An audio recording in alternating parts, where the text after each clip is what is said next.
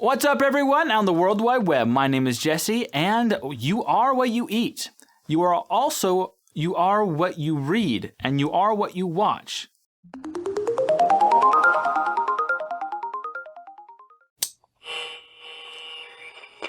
That's right. Movies and books influence you. Imagine that. I mean, they make us cry, they make us laugh, they make us care for characters. But they do more than that. Let's talk about it. So there's two types of effects that you get from movies, stories, and books. There's the immediate response, and then there's the processed response. One's very apparent. You laugh at a joke. You cry at a sad scene.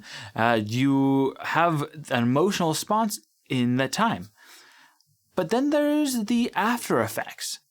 This comes days, sometimes months later, and sometimes it has to be repeatedly put into your brain. And so this is an effect that can stay with you, and as the more you watch, the more you see it, the more it influences and more likely you are to actually do something or act on that. Now we'll be talking about 6 different types of effects that stories give you. First is the cognitive type effect. This is where an idea is planted in your mind, like Inception, where you have an idea that is planted in your mind that sits there. For instance, did you know that leopards have exactly 257 spots? Now, you're going to just think about that all day now. Just watch. But it's not true. But the idea is there's a cognitive effect in your mind that is affected by the story or the movie you're watching. The next is the belief type effect. This is where certain beliefs and certain values start being ingrained in you. It influences what we value and how we see the world in a good-bad kind of sense. So you'll see that, we always see that killing is bad in movies, and rightly so. And we always see that good should win in the end. But it also includes other minor effects, such as believing whether or not a certain brand is good. Like, I've been shopping for razors recently, so is Gillette better than Schick, for instance? Like, are they actually morally better than the other? Like, some of the commercials might influence you one way or another. The next is the attitudinal type effect.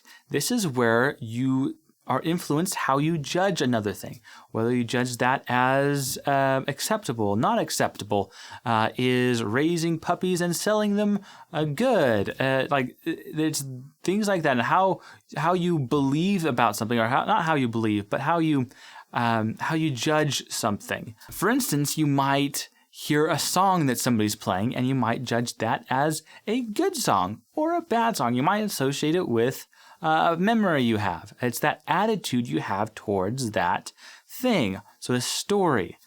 I have a great experience with Lord of the Rings, so I enjoy Lord of the Rings.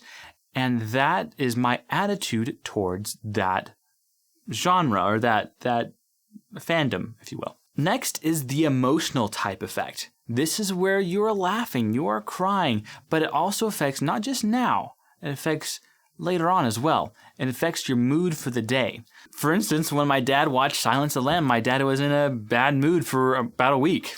The emotional type effect also has a role in desensitization, or desensitizing, I can't say that word very well, what we feel. So as the bigger emotions are riled up in stories, we become desensitized. And those emotional responses become less and less because we are used to it. The shock of seeing a murder on a TV show becomes less and less as you watch more. And my question is it a good idea to be desensitized to murder? Probably not. The next type of effect is the physiological effect, which is a little bit unconscious because it's how your body responds to what you're seeing. For instance, we can't control the pupils in our eyes. The heartbeat might start pumping when you see a horror film. So there's these effects that are on the body itself. So like, if you have epilepsy, going and watch Star Wars is probably not a great idea. But the whole idea is movies and books affect our being. And lastly is the behavioral type effect.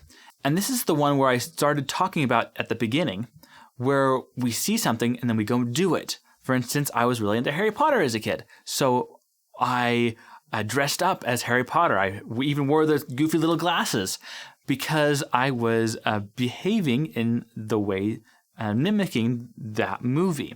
So it influences how we act. I mean, monkey see, monkey do. But there's also another effect. Now, this has all been individual level. There's another effect called the mass type effect, which influences whole nations or communities. So big box office movies, you might influence us certain ways. I mean, the biggest movies, Avengers Endgame and Avatar, influence us on a mass level. Now, I hope this sheds some light on how you can look at movies and media in your own life. Take a moment to just take some time and ask yourself how you're being affected by what you're watching. Are you becoming angry after you watch a certain type of movie? Ask yourself how your attitude is changing toward a certain, toy when you're watching Toy Story. How are you associating those things into your own mindset? I mean, growing up as a kid, you watch Power Rangers and you start acting like Power Rangers. But that's not all. You start to value how things are portrayed in movies. You start to associate certain things with other things that you may not otherwise in real life. So pay attention and remember, it's not what you watch, but how you watch it that makes you a scholar. Remember, subscribe, like, comment, share, and we'll see you next week.